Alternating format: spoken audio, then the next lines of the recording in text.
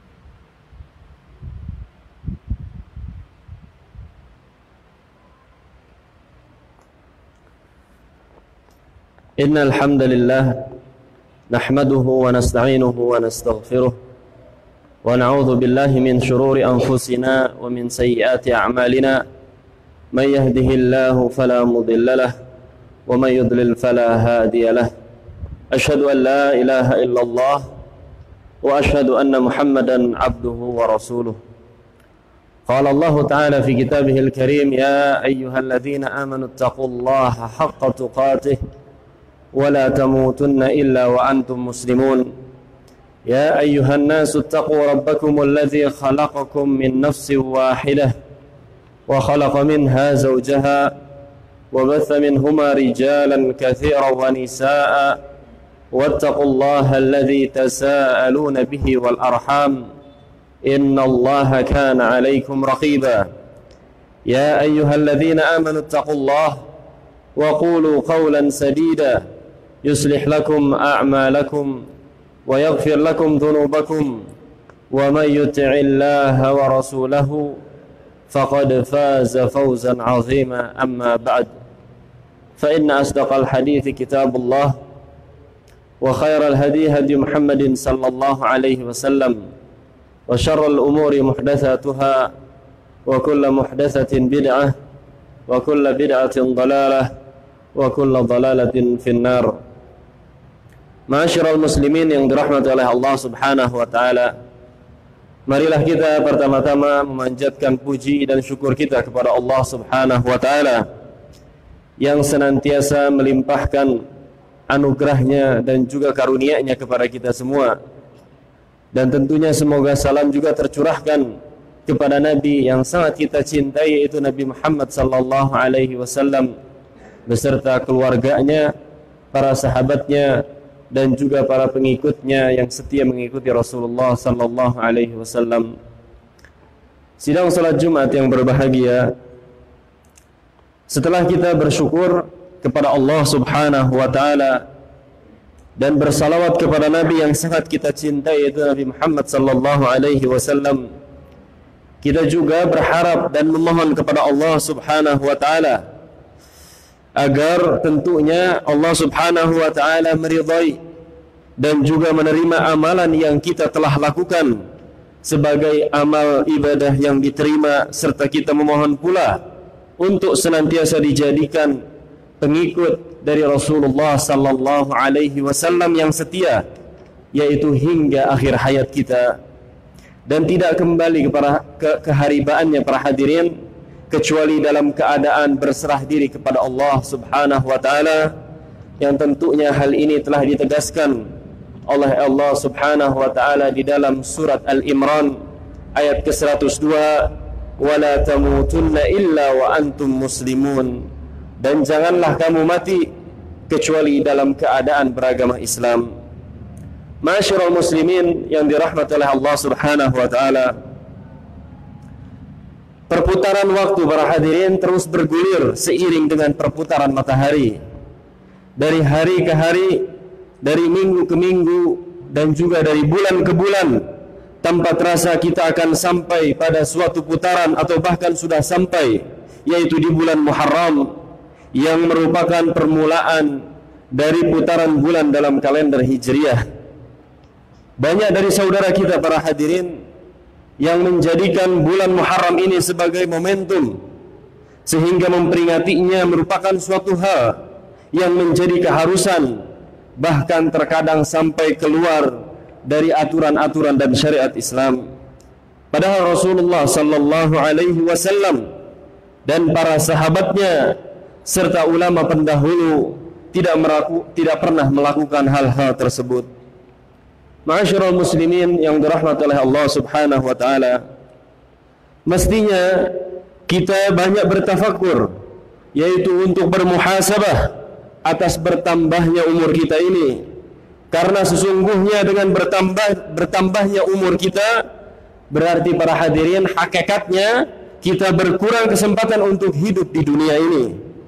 Allah Subhanahu wa taala menciptakan kita hidup di muka bumi ini tentunya bukan dengan sia-sia, tanpa tujuan yang jelas, yaitu sebagaimana yang kita tahu bersama bahwa Allah Subhanahu wa taala menciptakan kita semua, yaitu yang bernama manusia, tidaklah lain hanya untuk beribadah saja kepadanya. Allah Subhanahu wa taala berfirman di surat Az-Zariyat ayat yang ke-56, "Wa ma khalaqtul jinna wal insa illa liya'budun." Dan aku tidak menciptakan jin dan juga manusia melainkan supaya mereka menyembahku atau beribadah kepadaku. Ma'asyiral muslimin yang dirahmati oleh Allah Subhanahu wa taala, hidup di dunia ini para hadirin hanya sementara, bukan kehidupan yang abadi ataupun juga kekal. Dan dunia ini hanya merupakan persinggahan saja, yang tujuannya adalah kehidupan yang kekal dan abadi, yaitu kehidupan akhirat. Berkenaan dengan ini Allah Subhanahu wa taala berfirman di surat Al-A'la ayat yang ke-17, wal akhiratu khairu wa abqa, yang artinya sedangkan kehidupan akhirat adalah kehidupan yang kekal dan juga abadi.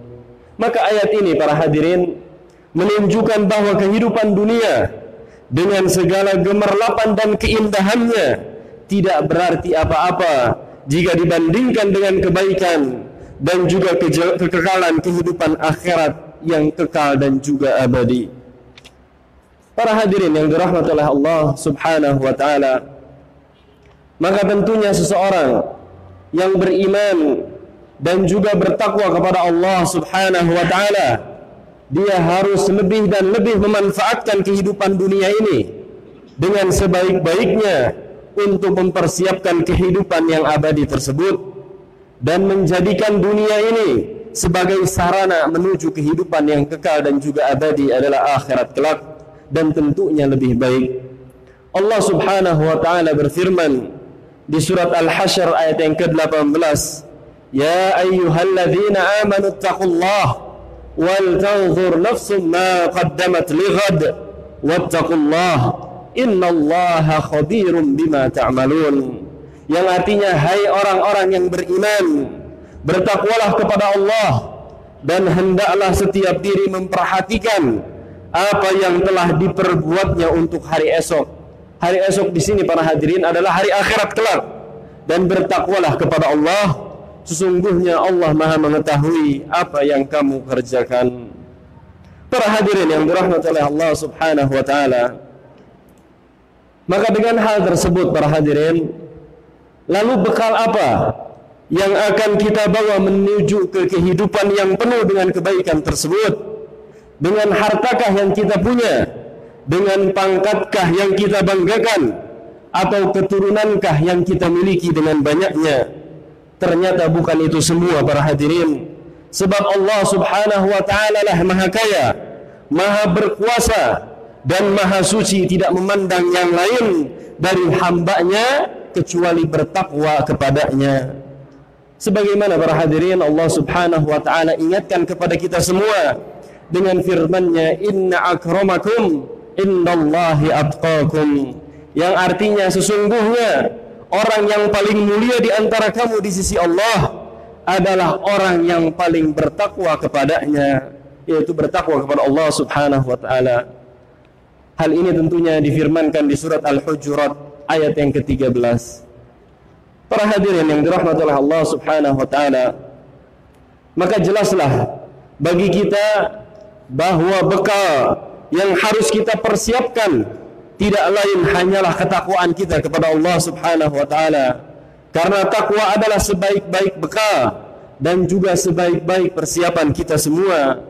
Kembali lagi Allah Subhanahu wa ta'ala berfirman dan mengingatkan kita semua di dalam surat Al-Baqarah ayat yang ke-197, "Wa tazawwadu fa inna khairaz zadit taqwa wattaquni ya ulil albab," yang artinya berbekalah dan sesungguhnya sebaik-baik bekal adalah ketakwaan kepada Allah, dan bertakwalah kepadaku hai orang-orang yang berakal. Maka para hadirin, sering juga dengan hal ketakwaan ini kita mendengar kata takwa dari ustaz, mubaligh, ataupun juga para penceramah. Namun bagi kebanyakan kita, antara perbuatan dengan apa yang didengar tentang takwa jauh dari semestinya. Mengapa demikian? Di antara sebabnya mereka belum tahu dan belum mengetahui hakikat dari ketakwaan tersebut, tingkatan ataupun juga hasil dan buah dari seseorang yang menjalankan ketakwaan, sehingga hanya masuk telinga kanan dan keluar dari telinga kirinya tanpa adanya perhatian penuh terhadap pentingnya bertakwa kepada Allah yang merupakan sebaik-baik bekal bagi kehidupan di dunia ini, terlebih kehidupan akhirat nantinya.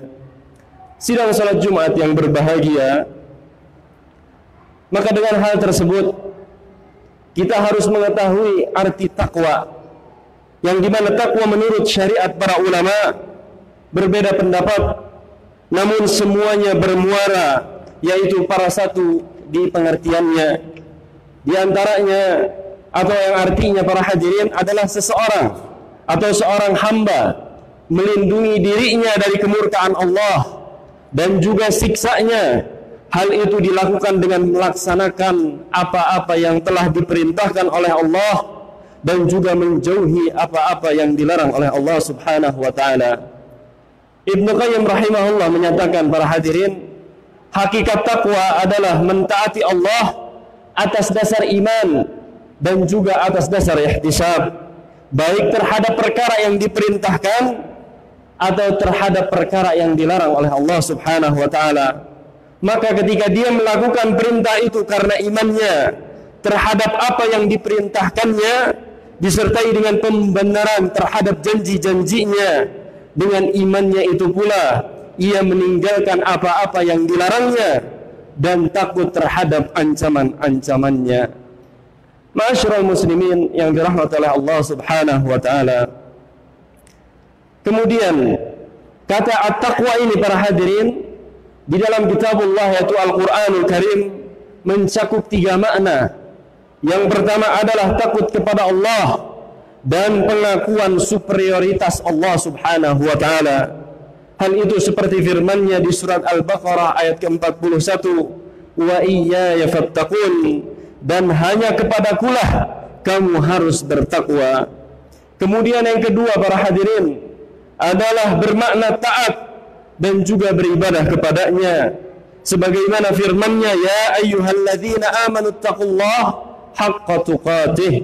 Hai orang-orang yang beriman, bertakwalah kalian dengan sebenar-benar takwa, yaitu di surat Al-Imran ayat ke-102. Dan Ibnu Abbas radhiyallahu anhuma mengatakan para hadirin, taatlah kepada Allah dengan sebenar-benar ketaatan. Kemudian yang ketiga para hadirin yang terakhir, dengan makna pembersihan hati dari noda dan juga dosa. Maka inilah hakikat takwa dari makna takwa. Selain pertama dan kedua, Allah pun kembali berfirman di surat An-Nur ayat ke-52, "Wa may yuti'illaha wa rasulahu wa yakhshallaha wa yattaqihi fa ulaika humul faizun." Barang siapa yang mentaati Allah dan Rasulnya dan takut kepada Allah dan bertakwa juga kepadanya, maka mereka itulah orang-orang yang beriman. Ma'asyiral muslimin yang dirahmati oleh Allah Subhanahu wa taala, para ahli tafsir atau para mufassir mengatakan bahwa takwa ini pun memiliki beberapa kedudukan, yaitu 3 kedudukan. Yang pertama adalah memelihara dan menjaga dari perbuatan syirik. Kemudian tingkatan yang kedua adalah memelihara dan menjaga dari perbuatan yang bid'ah. Dan yang ketiga adalah memelihara dan menjaga dari perbuatan dosa dan juga maksiat. Sehingga seseorang para hadirin bisa disebut muttaqin, selalu berusaha bersungguh-sungguh berada dalam keadaan taat secara menyeluruh, baik dalam perkara yang wajibnya atau yang nawafilnya, itu yang sunnahnya, dan juga disertai dengan meninggalkan kemaksiatan yang berupa dosa besar ataupun dosa kecilnya, serta meninggalkan yang tidak bermanfaat karena khawatir terjerumus ke dalam dosa dan juga maksiat. Itulah para hadirin di antara cakupan sebagaimana dimengerti oleh para salafus saleh. Barakallahu li wa lakum fil Qur'anil azim wa nafa'ani bima fihi minal ayati wadh-dhikril hakim wa taqabbalallahu minni wa minkum tilawatahu innahu huwas sami'un alim. أقول قولي هذا وأستغفر الله لي ولكم ولسائر المسلمين من كل ذنب فاستغفروه يغفر لكم إنه هو الغفور الرحيم.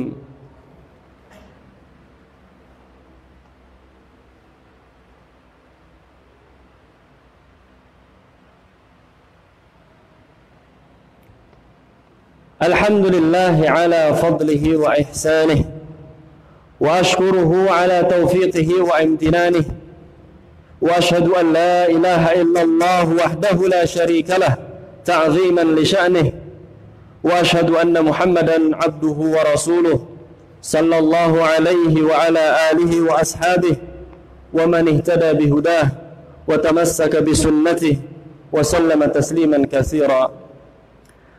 Ma'asyiral muslimin yang dirahmati oleh Allah Subhanahu wa taala, setelah tadi di khutbah yang pertama kita mendengarkan penjelasan yaitu dari kata arti takwa, kemudian juga cakupan-cakupan yang difirmankan oleh Allah Subhanahu wa taala yang menjelaskan ketakwaan di dalam kitabnya, kemudian kedudukan-kedudukan yang dijelaskan oleh para ahli tafsir. Maka para hadirin, apa yang kita dapatkan setelah tadi kita mengetahui hakikat ketakwaan secara menyeluruh dan tentunya menjalankannya, yaitu apa yang kita dapatkan bila kita bertakwa kepada Allah Subhanahu wa taala. Allah Subhanahu wa taala, para hadirin, akan menjanjikan kepada kita akan berada dalam kebahagiaan hidup di dunia dan juga di akhirat. Di antara janji Allah Subhanahu wa taala yang merupakan buah dari ketakwaan adalah memberikan jalan keluar dan mendatangkan rezeki kepada kita semua. Allah Subhanahu wa taala berfirman di surat At-Talaq ayat yang kedua sampai yang ketiga, "Wa may yattaqillah yaj'al lahu makhraja wa yarzuqhu min haitsu la yahtasib." Barang siapa yang bertakwa kepada Allah, niscaya dia mengadakan baginya atau memberikan baginya yaitu jalan keluar dan memberinya rezeki dari yang tidak disangka-sangka olehnya. Mengadakan jalan keluar artinya, para hadirin, adalah menyelamatkan dari setiap kesulitan di dunia dan juga di akhirat kelak. Ibnu Uyainah, para hadirin, mengatakan ia mendapat keberkahan dalam rezekinya dan balasan bagi mereka di akhirat yang jelas adalah akan mewarisi tempat yang merupakan dambaan setiap insan, setiap manusia, yaitu surga dengan segala isi kenikmatannya. Allah Subhanahu wa taala berfirman di surat Maryam ayat ke-63, tilkal jannatu allati nurithu min ibadina man kana taqiyya, yang artinya itulah surga yang akan kami wariskan kepada hamba-hamba kami yang selalu bertakwa kepadanya, yaitu yang senantiasa menjalankan segala perintahnya dan menjauhi segala larangan-larangannya. Maka demikianlah kita sebagai hamba Allah, para hadirin, sudah semestinya dalam menghadapi bulan Muharram ini kita yaitu bertafakkur sudah sejauh mana persiapan kita menghadapi kehidupan yang abadi tersebut, yang terkadang kita begitu semangat dan penuh antusias menggapai kehidupan yang fana ini dan sirna ini, yaitu kehidupan dunia. Mudah-mudahan yang dapat disampaikan kali ini dapat bermanfaat dan menjadikan kita bisa memahami ketakwaan secara menyeluruh dan hakikatnya, dan tentunya kita bisa mengamalkan dari definisi ketakwaan tersebut, yaitu menjalankan perintahnya dan menjauhi segala larangan-larangannya. Dan tentunya kita mengharapkan kepada Allah agar kita masuk ke dalam golongan orang-orang yang muttaqin, yaitu orang-orang yang senantiasa bertakwa kepada Allah Subhanahu wa taala. Allahumma salli ala Muhammad wa ala ali Muhammad kama sallaita ala Ibrahim wa ala ali Ibrahim innaka Hamidum Majid, wa barik ala Muhammad wa ala ali Muhammad kama barakta ala Ibrahim wa ala ali Ibrahim إنك حميد مجيد. اللهم اغفر للمسلمين والمسلمات والمؤمنين والمؤمنات الأحياء منهم والأموات إنه سميع مجيب دعوات. اللهم أرنا الحق حقا وارزقنا اتباعه وأرنا الباطل باطلا وارزقنا اجتنابه. ربنا آتنا في الدنيا حسنة وفي الآخرة حسنة وقنا عذاب النار. ربنا هب لنا من أزواجنا وذرياتنا قرة أعين واجعلنا للمتقين إماما. سبحان ربك رب العزة عما يصفون وسلام على المرسلين والحمد لله رب العالمين.